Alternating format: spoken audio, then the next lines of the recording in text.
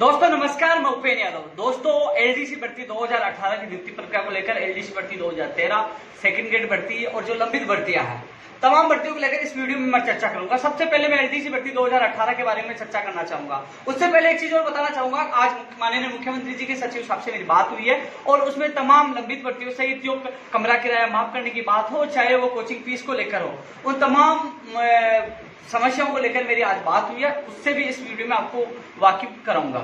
सबसे पहले मैं आप लोगों को बताऊंगा कि दोस्तों जो एलडीसी भर्ती 2018 के जो अभ्यर्थी इंतजार कर रहे हैं कि हमें खुशखबरी कब मिलेगी, उन अभ्यर्थियों को मैं कहना चाहूंगा दोस्तों धैर्य रखो, धैर्य का फल आपको मीठा मिलेगा, क्योंकि आपका काम बहुत तेज गति से चल रहा है। माननीय मुख्यमंत्री जी को बहुत बहुत धन्यवाद, जो खुद इस मामले को संज्ञान में लेकर फास्ट तरीके से एक तरह से आपकी जो गाड़ी है बहुत स्पीडली चल रही है, आपका काम बहुत तेज गति से चल रहा है। यानी कि लॉकडाउन के दौरान भी जो ग्रुप 3 प्रशासनिक सुधार विभाग का काम चला था, फिर सूचना प्रौद्योगिकी विभाग में भी आपका काम चला था, और आज सबसे अच्छी बात है पहले विभाग आवंटन का निर्णय लिया गया था कि हम विभाग आवंटन करेंगे, फिर बाद में प्रशासनिक सुधार विभाग द्वारा जिला आवंटन किया जाएगा। लेकिन सचिव साहब से मैंने निवेदन किया कि साहब इसमें भर्ती में देरी होगी, इंतजार होगा, हम चाहते हैं कि दोनों काम एक साथ हो, क्योंकि अभ्यर्थियों की मांग है कि दोनों काम एक साथ हो। तो दोस्तों अब दोनों जो विभाग आवंटन और जिला आवंटन एक साथ हो रहा है। और जो कुछ लोग कह रहे हैं कि नियुक्ति के आदेश कब होंगे, तो मैं एक चीज आपको बताना चाहूंगा, जब जिला आवंटन हो जाएगा वो जिले ही मिल जाएंगे, एक तरह से नियुक्ति के आदेश है। इसलिए आप लोग थोड़ा सा संयम बनाए रखें। आज थोड़ी देर पहले मेरी बात हुई थी, वो उनका प्रोसेस चल रहा है, लेकिन किसी कारणवश आज नहीं हो पाए तो कल का इंतजार कर लीजिए, क्योंकि कई बार कई मिस्टेक होती है। वो एक्सरसाइज करते हैं, टेस्टिंग करते हैं कि हाँ कि क्या सही तरीके से वो रिजल्ट निकाल पा रहे हैं, सही तरीके से क्या वो जो मेरिट लिस्ट बना रहे हैं, जो जिला आवंटन की हो चाहे विभाग की हो, तो वो एक बार खुद एक्सरसाइज करके देखते तो कोई समस्या आती है। इस कारण से आपका थोड़ी सी देरी हो रही है। मेरे हिसाब से आज वो कोशिश करें, लेकिन आज की संभावना कम है। उन्होंने कहा कि हम पूरी कोशिश करेंगे, लेकिन दोस्तों आप थोड़ा सा धैर्य बनाए के रखिए।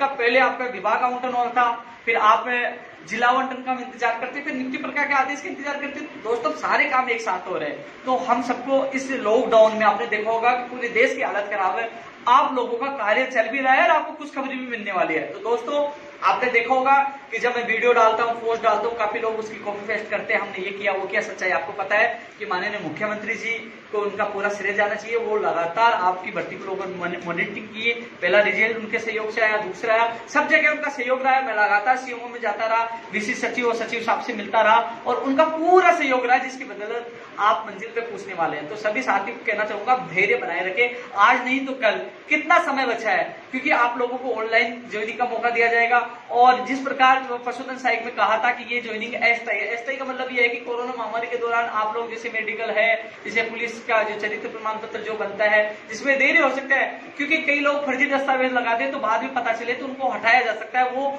स्थायी नौकरी का वो दावा नहीं कर सकते। इसलिए जो नियुक्ति पत्र जारी होगा उसमें ये लिखा आ सकता है पशुधन सहायक भर्ती की जो ज्वाइनिंग है उसके आधार पर कि आप लोगों की ये जो ज्वाइनिंग है अस्थायी है। इसलिए आप उससे घबराए नहीं है, अच्छी बात है, क्योंकि पहले शिक्षक भर्ती की जब ज्वाइनिंग होती थी तो उन लोगों को मेडिकल के लिए और पुलिस वालों को कई जगह चक्कर काटना पड़ता था, लेकिन आप लोगों को इतना चक्कर नहीं काटना पड़ेगा, आपकी प्रक्रिया फास्ट होगी। और जो हमने प्रयास किया था वो प्रयास सफल है। आप सबको धन्यवाद। अपने ट्विटर अभियान चलाया, जो ट्विटर वार जो अपना चलाया वो भी शानदार रहा है। मीडिया ने हमें पूरा साथ दिया, मीडिया को बहुत बहुत धन्यवाद। और जिसके बदौलत आप मंजिल पे पहुंचने वाले हो, आप सबसे मैं ये कहना चाहूंगा कि आपकी ज्वाइनिंग के आदेश होंगे, आप लोगों को ज्वाइनिंग करना। उसके बाद मैं आपसे जैसे, क्योंकि आपका काम होने के बाद हमारा एक बार फर्ज बनता है कि मुख्यमंत्री जी को धन्यवाद दें। जिस प्रकार सहयोग करना हम सहयोग भी करेंगे, वो धन्यवाद देके और किसी का भला और करवा दें, क्योंकि मैं चाहता हूं आप लोगों का जैसे इतना बड़ा काम हुआ 11,000 लोगों का, हालांकि काम होने के बाद आपको खुशी मिल जाएगी, लेकिन आपसे निवेदन ये है कि जिस प्रकार आप लोगों के लिए मैंने बहुत भागदौड़ की, बहुत मेहनत की, और आपको उसके परिणाम मिला और मंजिल मिलने वाली। मैं चाहता हूं कि जैसे ही लॉकडाउन समाप्त हो तो आप सब एक बार फिर आए, माननीय मुख्यमंत्री जी को धन्यवाद ज्ञापित करें। साथ में हम लोग जो हमारे भाई रह गए हैं, हालांकि वो ज्वाइनिंग जो चयनित अभ्यर्थी है वो चयनित अभ्यर्थी ये सोचते होंगे कि यार वो स्वार्थी है, ज्वाइनिंग लेने चाह रहे हैं, 587 लोगों को भूल के जो पद काटेंगे। हम नहीं भूले। मुझे याद है, मेरा खुद की दिल में ये बात है कि जब भी लॉकडाउन समाप्त होगा मैं माननीय मुख्यमंत्री से व्यक्तिगत इस मामले में मिलूंगा, पूरी कोशिश करूंगा। लेकिन हम लोग, अब आप सबका दायित्व है कि आप सब लोग जब भी मैं आपको आवाज दूं तो आप मेरे साथ आना। हम धन्यवाद देके इन लोगों के लिए बात और रख देंगे कि साहब आपने इतनी बड़ी भर्ती कर दी तो 587 पद बढ़ाने से लोगों को भला हो सकता है, तो वो बात भी हम सब मिलकर रखेंगे। क्योंकि आप ये न सोचे कि आपको वो गलत बोले, क्योंकि मैंने देखा कई बार कई चयनित अभ्यर्थियों ने मेरे पास मैसेज स्क्रीनशॉट पर उन लोगों ने भेजे कि आप फेलियर हो, तो एक दूसरे की तरफ आप उधर से वो इधर से एक दूसरे पर आरोप लगाना बंद करें। हम सब लोग भाई हैं, एकजुट होकर हम लड़ाई लड़ेंगे, उनको भी न्याय दिलाना है। और रही बात बैकलॉग वाली, बैकलॉग के अभ्यर्थियों के मेरे पास कॉल आए, जितना सपोर्ट होगा मैं उन लोगों को भी करूंगा। अब मैं बात करूं दोस्तों, आज माननीय मुख्यमंत्री जी के सचिव साहब से मेरी बात हुई थी और सेकंड ग्रेड भर्ती 2018 की मैंने बात रखी। साहब उसका मंडल आवंटन, जिला और उनकी ज्वाइनिंग होनी है, उनकी मैंने बात रखी क्योंकि लगातार उनके भी कॉल मैसेज आ रहे थे। मैंने कृषि प्रेक्षक हो, महिला सुपरवाइजर हो, महिला आंगनबाड़ी, उनकी बात रखी है तो उन्होंने कहा कि कोर्ट में मामला RS 2018 की बात रखी। बोले लॉकडाउन उठेगा, कोर्ट खुलेगा तो उसके बाद हम प्राथमिकता के साथ कोर्ट से इन भर्तियों को निकलवाएंगे। ये तो उन भर्तियों को लेकर। राजस्थान पुलिस 2018 की जो 16 से ज्यादा पद खाली है उनकी मैंने बात रखी है। नर्सिंग भर्ती 2013 हो, मैंने तमाम भर्तियों की बात उनके सामने रखी है, मीडिया में भी रखी है।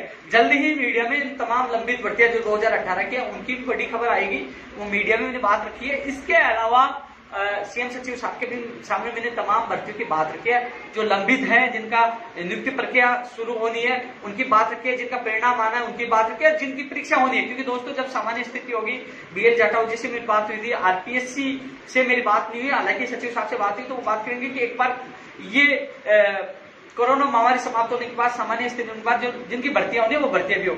और रीढ़ शिक्षक भर्ती की बात यही कि लोग तैयारी करते रहे, यदि सामान्य स्थिति होगी तो 2 सितंबर को एग्जाम होगी। ये मान लीजिए कोरोना महामारी नहीं मिटी, सामान्य स्थिति नहीं हुई तो वो भी आगे जाएगी। लेकिन अब लग रहा है कि कोरोना धीरे धीरे मेरे को लगता है कि बढ़ भी रहा है और अभी बता नहीं सकता समाप्त कब होगा, लेकिन फिर भी रीट के अभ्यर्थियों को घर बैठे तैयारी करनी चाहिए।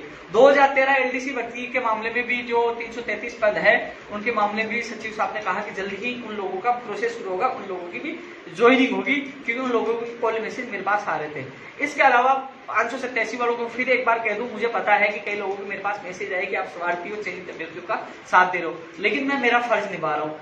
इनसे मैंने वादा किया था कि आप लोगों को मंजिल तक पहुंचाकर भी दम लूंगा। इन लोगों को वादा किया था कि फरवरी में आपका रिजल्ट आएगा। इन लोगों को वादा किया था मार्च अप्रैल में इनकी ज्वाइनिंग होगी। ये तो कोरोना महामारी की वजह से इनकी ज्वाइनिंग नहीं हो पाई, नहीं तो अब तक इनकी ज्वाइनिंग हो सकती थी, लेकिन अब इनकी ज्वाइनिंग हो रही फास्ट प्रक्रिया में। अन्य राज्यों में देखोगे कि तो सारी भर्तियां लंबित कर दी गई है, कोई भी काम नहीं चल रहा। लेकिन माननीय मुख्यमंत्री जी बेरोजगारों के प्रति संवेदनशील है और उन्होंने 11,000 लोगों को ज्वाइनिंग देने का निर्णय लिया है और भी भर्तियां हैं। और सचिव साहब ने एक बात और की कि लंबित भर्तियों की हमने डिटेल बनाई है, कल भी मीटिंग है, कल भी CMR में इस संबंध में मीटिंग है लंबित भर्तियों को लेकर। सीएम सचिव साहब कह रहे हैं कि अधिकारी हम सब मिलकर एक बार मीटिंग ले रहे हैं कितनी भर्तियां लंबित है। तो दोस्तों अधिकतर जितनी लंबित भर्तियां उनकी सारी डिटेल मैंने उनको सौंप दिया, मीटिंग लेंगे अब जो भी होगा, क्योंकि वो मॉनिटरिंग कर रहे थे। दोस्तों जहां मेरा फर्ज था आप लोगों की आवाज उठाना, मैंने उठाई है। चाहे मेडिकल की जो प्रयोगशाला सहायक भर्ती है, चाहे अपने शिक्षा विभाग की प्रयोगशाला सहायक भर्ती है जिसका जिला आवंटन होना बाकी है, नियुक्ति प्रक्रिया बाकी है, लेकिन कोर्ट में STF का प्रकरण है जो कृषि परीक्षक के साथ है। उन्होंने कहा कि जैसे कोर्ट से स्टे हटेगा इन भर्तियों को हम प्राथमिकता के साथ पूरा करेंगे। लेकिन मेडिकल विभाग की जो 2018 की जो प्रयोगशाला सहायक उसमें कोई स्टे नहीं है, वो भी मैंने बात रखी है कि साहब वो कोरोना में बहुत अच्छी काम कर रहे, संविदा पे लगे हुए काफी अभ्यर्थी है, तो उनकी मैंने मजबूती से बात रखी है। दोस्तों 2016 की भी जो रीट है, 2017 है, 2018 इनके कोर्स कुछ ही जा रही है, उनकी भी मैंने बात रखी है। तमाम मैंने बातें रखी है। अब निर्णय उन लोगों को लेना, लेकिन दोस्तों ये बात है कि जिस प्रकार पहले की बात थी जब मजबूती से जो हम कहते थे कि हाँ हम लोग संघर्ष करते थे, आंदोलन करते, वो स्थिति है नहीं। आपको पता है कि कोरोना चल रहा है, हम न धरना दे सकते न प्रदर्शन कर सकते, हमारी बात मजबूती से बात करके उनके सामने रख रहे हैं। हमने जो एक अभियान चलाया ट्विटर पे कि बेरोजगारों का किराया माफ किया जाए, कमरा किराया माफ किया। आप सोचिए कोरोना जब महामारी के दौरान जब सबसे पहले जो लॉकडाउन हुआ, कर्फ्यू लगाया गया, तो किसी भी बेरोजगार को पता नहीं था कि इतना समय लगेगा। उनको पता होता तो वो कमरा खाली करके जाते।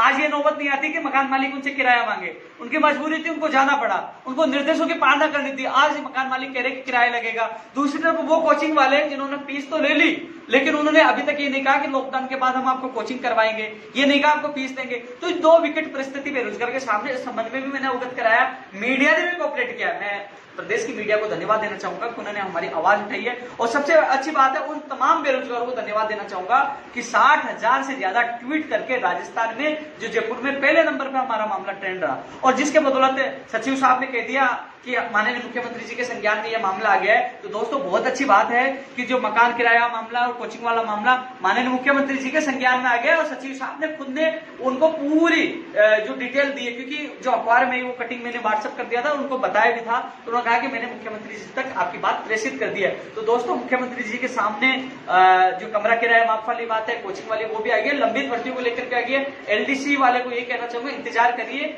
आपने इतना इंतजार किया है, बस एक दिन इंतजार आप लोग और कर सकते हो, और आपके सपने जल्द साकार होंगे, ज्वाइनिंग मिलेंगी, आपकी खुशियां भी आएंगी। मैंने जो आपसे वादा किया, सीना ठोक के कहा था फरवरी में रिजल्ट आएगा, आया, सीना ठोक के कहा था कि आपका जो वादा किया वो पूरा करूंगा, वो वादा पूरा होने वाला है। हालांकि काफी कॉपी पेस्ट वाले इंतजार करते हैं, कॉपी पेस्ट करते हैं, लेकिन आप लोग जानिए, जब आपके दस्तावेज सत्यापन 1.5 महीने तक नहीं हो रहे थे, वो लोग कहाँ गायब थे, कहीं भी नहीं दिख रहे। जब आप ऊपर संकट आया, मैं आपके साथ था और आपकी भर्ती को यहाँ तक बचा के लाया और अंतिम स्टेज पे पूछा है आपको ज्वाइनिंग मिलेगी, 587 का भी साथ दूंगा। इसके अलावा रीट वाले भी कई मामले तमाम, क्योंकि एक बार कोरोना महामारी खत्म होने के बाद मैं माननीय मुख्यमंत्री जी से मिलूंगा तमाम इश्यू को लेकर। लेकिन आज की अपडेट ये है कि कल लंबित भर्तियों को लेकर सचिव साहब मीटिंग ले रहे हैं, अधिकारी और भी शामिल होंगे। इसके अलावा एलडीसी भर्ती के प्रोसेस अंतिम स्टेज पे है, उनके जिला आवंटन के साथ नियुक्ति आदेश भी होंगे और समय भी दिया जाएगा।